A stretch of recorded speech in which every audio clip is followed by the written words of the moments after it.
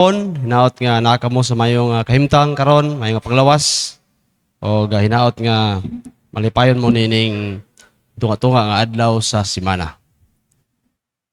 Sa atong pagpamalandong karon sa pulong sa Ginoo, akong gipili nga dili lang ko napita kay tungod kay nakoy mga font nga gagmay kaayo.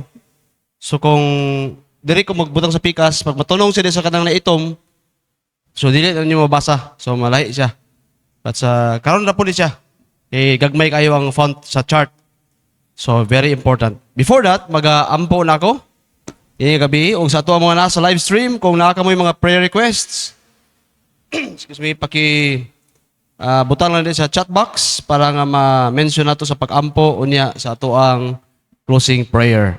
Mag-ampo na kita, Father in Heaven, salamat Lord sa panahon nga maghihatag ka namo, na kami Ginoo magapadayon sa pagtuon sa imong pulong, o ikaw Ginoo maghatag ka namo sa langit no nakaalam, ang imong balang espiritu magalihok sa among makasing-kasing una-huna nga kining mga espirituhanong butang among masabtan ug ma-apply namo Ginoo sa among tagsa-tagsa ka kinabuhi. Bani kami sa pagpadayon, kini akong giampo sa kanhi Kristo Jesus. Amen.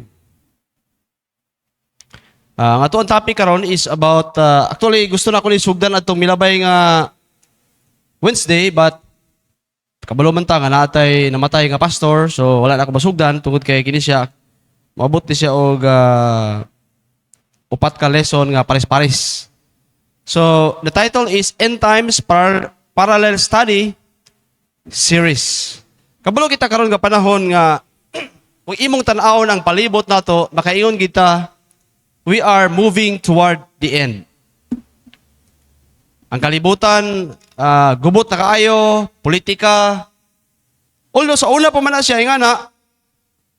Pero makaingon ta nga, di po ta pwede makaingon nga, mauna ni. Mali po na siya, kanamiyon ka nga, mauna gini. Kay daghan nga mga tao sa una nag-ingon nga, mauna ni. Pero wala pa man ibalik ang Ginoo. So atong masulti, dili ta maingon nga, mauna ni siya, pero ang atong masulti, nagkaanam na gyud tag kaduol. Mauna siya ang insakto. Dili ka masayop ana pag miingon ka nagaanam na gyud ta nagaanam mo paduol pero miingon ka nga kini mo na gini kining vaccine mo na gini dili ka makaingon. But we see the world around us, it's very clear that we are moving toward the end. Busa karon nga gabi sa atong introduction sa atong pagtuon nakabutang dia parallel study para nga atong ma-check kining mga pare-pareha nga events. There is future events or end time events. Let me give you sa atong introduction kining duha ka picture. Can you find the three differences of this picture? It looks the same. Pare-pareha gyud. Pero actually naay tulo diha kadili pareha. Ambot ko nakita ninyo. Ang number one nga dili pareha diha is of course ang dito wala si dila. Dili pareha diri wala siya dila. Ang pikas pod naay kung ma-notice nimo sa dahon. Duha lang ka dahon. And then diri sa iyang likod sa bag. Ladybug ang tawag. Ay isa ka spot diya, then dito sa pikas wala. Di ba? Almost the same. But there are details nga wala very important nga nawala sa pikas nga picture. Another picture, makita natin today is this. Again, there are three differences. I don't know if you can notice it. Lisod kay bantayan, but ang una niya is ang iyang itawag niya snorkel. Snorkel niya, ang iyang tumoy na walay puti. Ang pikas pod, ang isda. Walay isa ka fin sa ubos. And then, ang isa pag yung lisod kay pangitaon, kita niyo, wala. Ang tubig. Walay tubig. Marka sa tubig. Di ba? In the same way, sa ato ang, when it comes to end time events, pareha ni siya sa mga pictures, nga atong tan-awon, nga usahay mayon ta, pareha ra ba na? Nakaduog ko usa ka preacher nagwali siya end time events na wala gyud siya kasabot sa iyang giwali og ang mga events sa Bible nga nagkalailahi iya lang giusa. So, mahitabo nga ma-mix up. Anong gitawag nila? Mikos-mikos. O, imikos-mikos lang yan. Insan. Na-mix-mix na. Nga mo'y naghatod din nun sa tuwa sa kahadlok. O sa mali nga katudluanan tungod kini sagol-sagol kini nga mga events. So, gitawag na ko siya parallel comparison approach para nga makita na to ang murag almost the same picture pero naa siya kalahian, naa siya mga special details nga naghatag o dako nga difference. Let's see for example, kay daghan man siya nga lesson, di ato ni ma-take up tanan. Usa lang ato i-take up ro gabi. For example, the difference between the rapture and the second coming. Daghan mga tao nga ilan yung gimix ang duha. O tungod kay gimix-mix ang duha, nahitabo na noon nga dili na siya mao nga interpretation. We also have the tribulation that we experience today and the 7 years tribulation. Daghan mga tao mingon nga, mo naman yung tribulation karon. Mo di ba? Mamikos-mikos. We also have the difference between the judgment seat of Christ and the great white throne judgment. Di ba? Kung wala ka kabalo, saan lang nimo na pagsabot ana? Just like sa mga Catholics, ang ilang pag-interpret ana, usara man na siya. We also have the difference between the two battles, the battle of Armageddon and the battle of Gog and Magog. Later on, ipakita na sa inyo ang chart. We also have the difference between hell and the lake of fire. Two different locations o purpose. Laylay siya.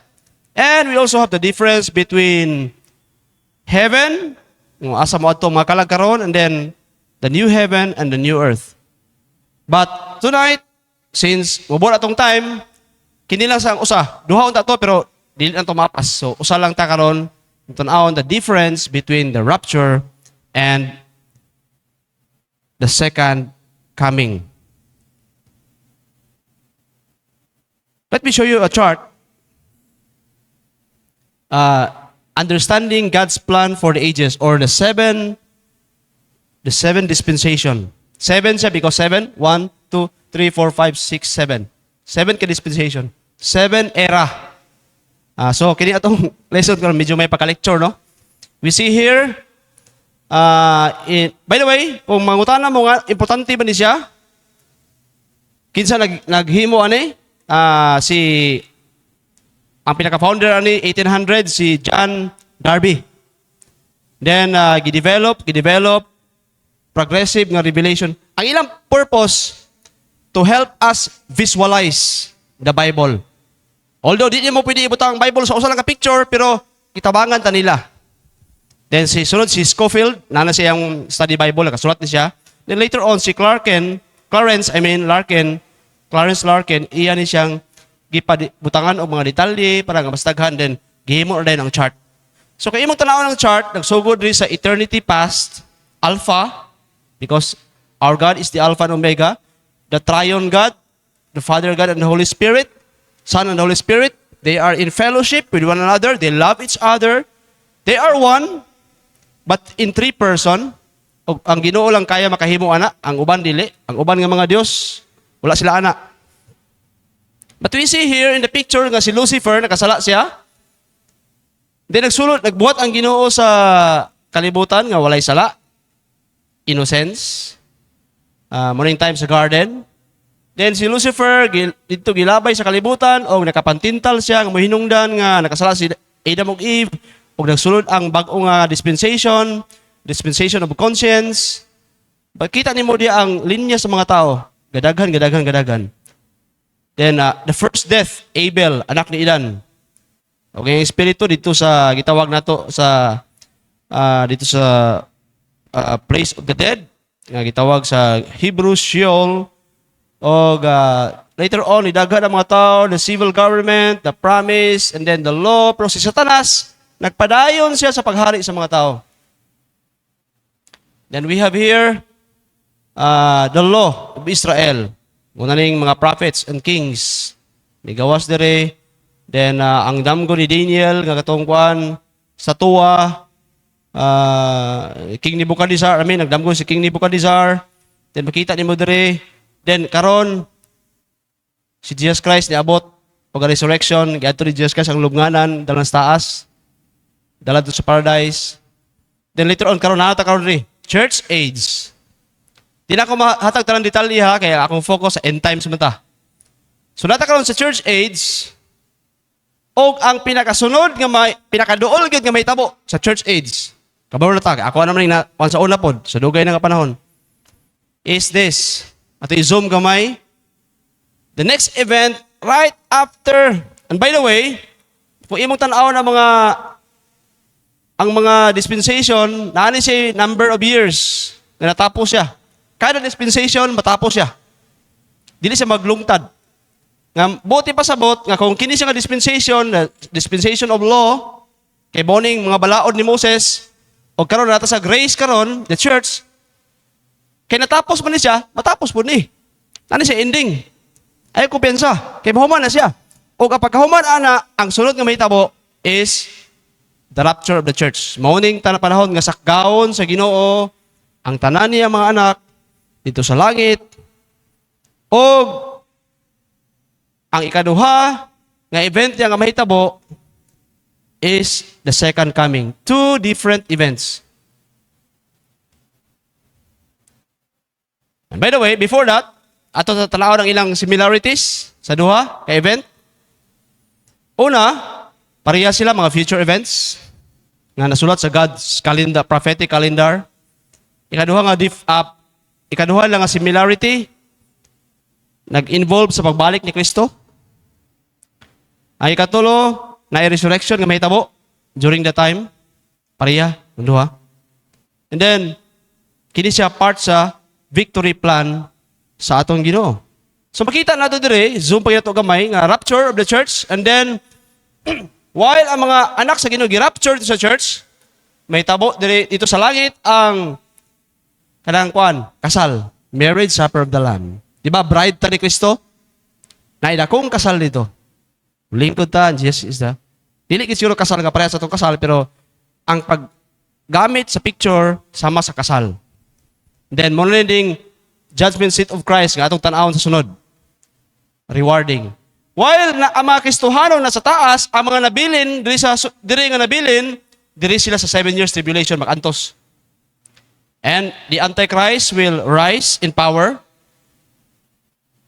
O right after that, before lang yun mag-millennium, mahitabo ang second coming. So karon, atong tanawon ang key differences nga makaingon ta nga dili gid sila pareha.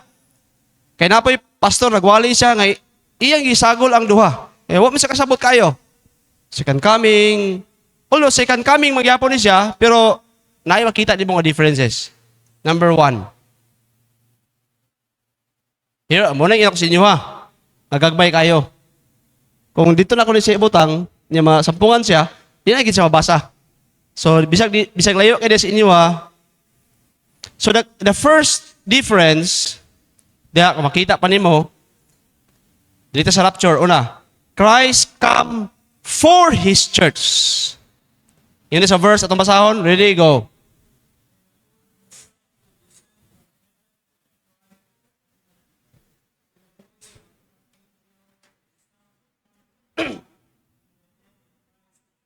First, then we who are alive, who are left, will be caught up together with them in the clouds to meet the Lord in the air, so we will always be. So gigamit ni Apostle Paul diya ang word nga we, he included himself, buti pasabot mo ning church, mga Kristohanon, we who are alive. O kato mga namatay po, the Christians, appeal po sila itong panahon na. Caught up is the word. The caught up or the snatching up, di nato ikuha ang atong word nga rapture. And then, gamit na po diya ang word nga we, so we will always be with the Lord. So, ang una nga difference, ang rapture, Christ comes for His church. While ang second coming, katong sunod, Christ comes with His church. Atong basahon ng verse. Ready, go.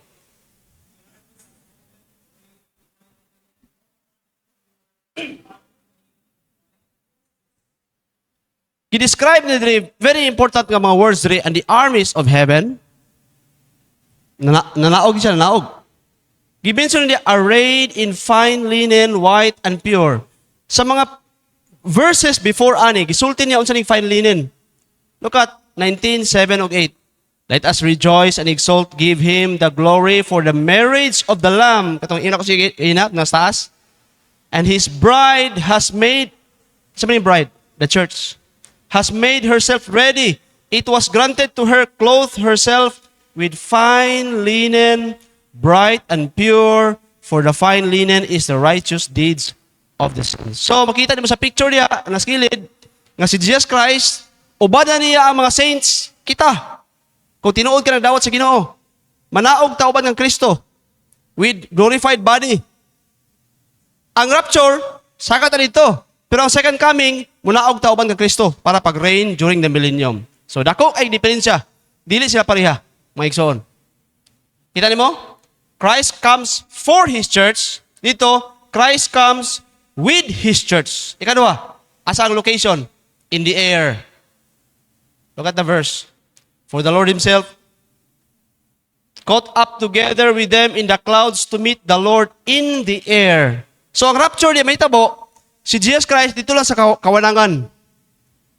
Og sakgaon ta niya, og mutagbo ta dito sa iya, samtang magtagbo ta, ang atong lawas sa minteryo nga patay, abog na, nahimo ng abo, will be changed. Mahimo siyang ilisan sa incorruptible body and then ang atong kalag, magtagbo uban ng Kristo.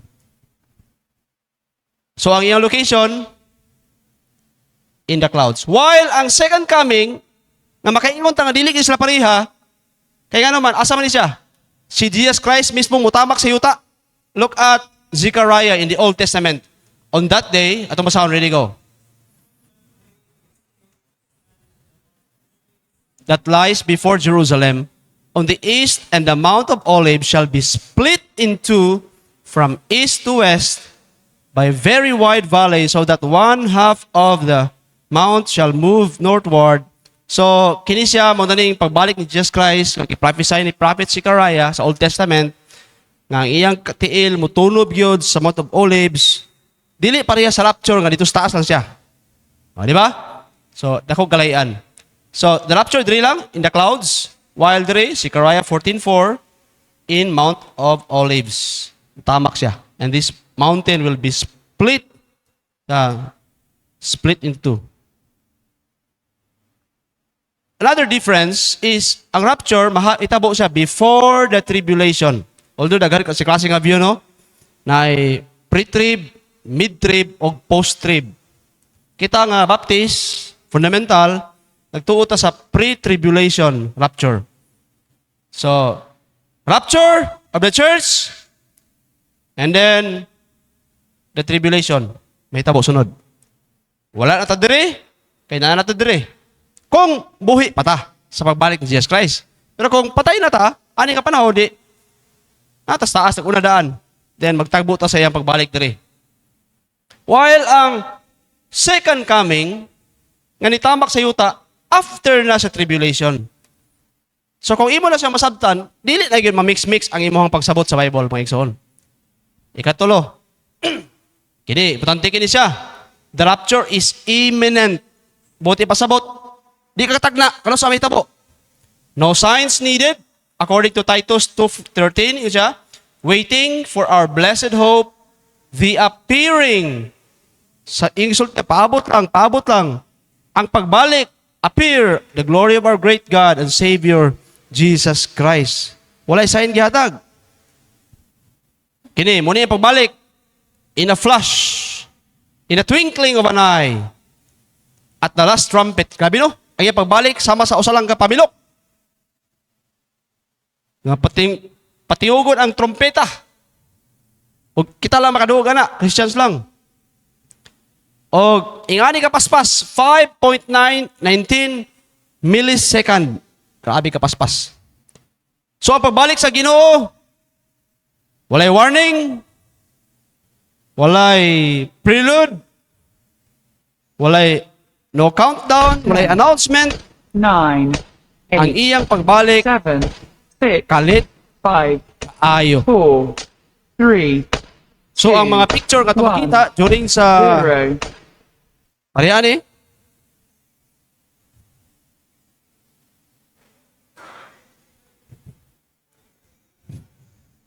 So, posible nga, bisa naata sa simbahan, kung mabalik ang Ginoo niya sa closing prayer, ang tong mga katawhan nga walay kasiguruhan silang kasing-kasing, pwede sila mabilin o poproceed sila sa sunod nga mahitapos kalibutan, the 7 years tribulation, while ang mga Christians dito na sa himaya. Pauta na imong tapat, andam na ba ka? Andam na ko sa pagbalik, pero hindi pa ko andam mamatay. Di ba? Anytime, pwede mo balik ang Ginoo kay walay sign nga gihatag para sa rapture. Pwede mo balik ang Ginoo sa linaw kayo nga panahon. Nga di ka maghuna-una nga mabalik siya. Pwede po siya mabalik sa panahon nga gubot kayo. Basta kayo walay sign. Ang nice sign, ang iyang pagbalik, kini ikaduha. Ang second coming, preceded by many signs. O mao na gisulti sa Matthew 24. Although ang Matthew 24, usahay, gamito na to sa rapture, pero dili naman siya pwede magamit. Kaya ang context niya, tribulation. Iyon niyo, nasa verse, samtang naglingkod-lingkod si Jesus dito sa Mount of Olives, nga mao po ito yung naugan, nangutana niya mga disciples, Master, tell us when will these things be and what will be the sign of your coming and of the end of the age? Pangutana ko sa imuha. Unsa man nga sign iyang gipangutana sa katapusan nga panahon? Kini ba nga sign or sign ani? Ang tubag kini. Kay kini bitaw siya, wala ni ma-reveal sa mga disciples. Na-glimpse gamay katong John 14:1 nga, I will come again and receive you unto myself in Jesus. Pero wala ni siya, ang mga disciples, ang mga Hudiyo, wala sila kabaluan ni. So pagpakutanan nila ni, what will be the sign? Ang ilang na silang una-una, kini, second coming. Kini, gi-reveal lang ni ka-Apostle Paul. Diba? Si Apostle Paul, ang mystery. Gi-reveal niya, which will be changed, will be caught up. Pero ang mga disciples, every time ang mga disciples, mangutana sila, end of the age, end of times, ang perminti na silang una-una, kinigid perminti. Ang pag-restore ni Jesus Christ ang gingarian sa millennium. So, makita nato nga ang Matthew 24, nag-iskot na sa daghan kay mga signs, wars, rumors of wars, na gutom, na famine. So, dili ni siya ang sign sa rapture. Although, magamit nimo siya nga pagpangandam sa imuha, kay nga naman, nahitabo naman gani ang sign sa second coming, labaw, naging rapture, mas doon, naging siya samot. O, di ba? So, pagkapangandam ka og samot. So, and then, so the context is tribulation, nadri ang mga gira. Kita ba ning naikon ri? War in heaven? O, tingala niya siya? Morning time nga nag-away si Michael the Archangel, gikalaban niya ang dragon nga si Satan o i-capture siya during the tribulation last part, and then he was cast out o gilubong siya dito sa bottomless pit. This is the time. So, gira sa kalibutan, maski sa spiritual realm, adunay grabing gira. Nana sa Revelation, nasa akong notes. So, kita na itong difference. Sunod, no signs. Anytime mahitabo, ang rapture, pwede yun yung gabi, sunod bulan, sunod tuig, or kasunod nga henerasyon. Mahitabo. Ang rapture, ang iyang purpose is for deliverance sa church. While ang second coming is for judgment. Judgment sa ending sa tribulation period. Kita na to, nga ang rapture, is spared ta sa Ginoo sa iyang wrath. Kaya sa Bible, ang tawag ani is Jacob's trouble or the wrath of God. Ingon sa Thessalonians, 1 Thessalonians, God has not appointed us unto wrath. Wala ta niya gi-appoint. Ani nga, grabe. Dili ni siya pareha sa mga pagsulay dire.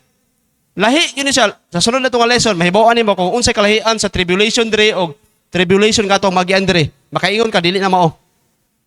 So, i-spirit sa Ginoo ani, if you read the book of Revelation, after chapter 3, wala kayo mabasa diya, may tungkol sa church. Kaya ang church, tuwa na sa taas. So, for deliverance. While ang second coming, because this is the judgment. There is a battle there at the end of the 7 years tribulation, the battle of Armageddon. So at the rapture, church goes up to meet Christ. At the second coming, Christ comes down to defeat his enemies. So that's the difference. Hapit na. Last, second to the last. It brings comfort. Wow. Because during rapture, makita na ni mong loved ones nga nag-una dito sa langit, nga mga Christians po sila. Makahimamatay ni mo siya. Pero kung dili sa Christians, di kini mo siya matagbo dito. Magpaabot na lang sa sunod nga resurrection sa mga unbelievers. So it brings comfort. Kaya ato ang magkasubo, mawala na. Pastor Peter, kung maabtan sa Ginoo ang iyang mga anak na ma-rapture, matagbo na niya ang mga anak dito. So it brings comfort while the second coming, it brings fear. Tungod kay makita na nila, look at this. This is, the context of this is the tribulation. Mga tao sa tribulation. Then the kings of the earth and the great ones and the generals and the rich and the powerful. During sa 7 years tribulation, and everyone, slave and free, hid themselves. Tago sila in the caves and among the rocks of the mountain, calling to the mountains and rocks, fall on us, at ugimi. Mga bato, at ugimi. Kay dili mi gusto mo tan-aw sa nawong sa naa sa trono ug sa kaligut-gut sa nating karnero. For the great day of their wrath has come, and who can stand? So, dili gid pwede nga morning church. Dili itugod sa Ginoo nga moagi ta ani. Mga igsoon. So ang church iyan ang despair. And then the last, it involves only believers. While the second coming involves the whole world. Tanan tao makita. Mabalik si Jesus Christ. While kini exclusive para sa mga Christians. Ang makadungog lang sa trompeta, katurang iyang mga giluwas. So kato mga deaf na to, brothers and sisters, mga deaf, maski di sila kadungog, kung sila nakadawat na sa Ginoo during the time, madunggan nilang trompeta. O maapil sila sa pagsakgaw sa Ginoo in the twinkling of an eye. Matingala na lang imong silingan nga wala tao ilang balay, inyong balay. Tuwa na ka sa langit. So, ang inyong balay, ayun na lang ni paayo. Bitaw. Kay ilahan na lang ko nun. Bitaw. Tribulation nun po dahil na paingnan. Pero kita, dito to sa langit. So, involves only believer, involves the whole world. The rapture and the second coming are two parts of one grand story. First, Christ come to rescue his bride. Later, he returns his bride. He returns with his bride to reign as King of Kings. Conclusion. If Christ were to appear before this service ended, would you be taken up with joy or left behind in shame? Kung dili matapos ang ato pagsimba karon, mabalik ng Ginoo, maapil ba ka? Or mabilin ka? Nga maulaw, nga nag-assume ra ka sa imong kinabuhi. If you are an unbeliever, wala pa kakaila sa Ginoo, you should be terrified. Tungod kay grabe ni nga paghukom. Iabot sa imo. Dili pa ni final ang hukom, dili pa ni lake of fire. Napay mas daghan pa sunod. Daghan jud imong agian kung dili ka motuos Ginoo. Ngilngig. You should be alarmed to repent today rather than delay because tomorrow is not promised. If you are a believer, you should be excited rather than terrified. Amen? Imbis ka mahadlo ka, may excited ka, salamat Ginoo, sigurado nang ako ang pagka-rapture sa imong pagbalik. Anytime, you should be eager in spreading the good news to everyone. Kaya gusto po nimo sila nga maapil po sila kasakgaw uban sa tuang tanan nga Kristohanon. Don't live as though you have unlimited time. The trumpet could sound at any moment. Live holy lives. Live holy. Share Christ boldly. And serve God faithfully.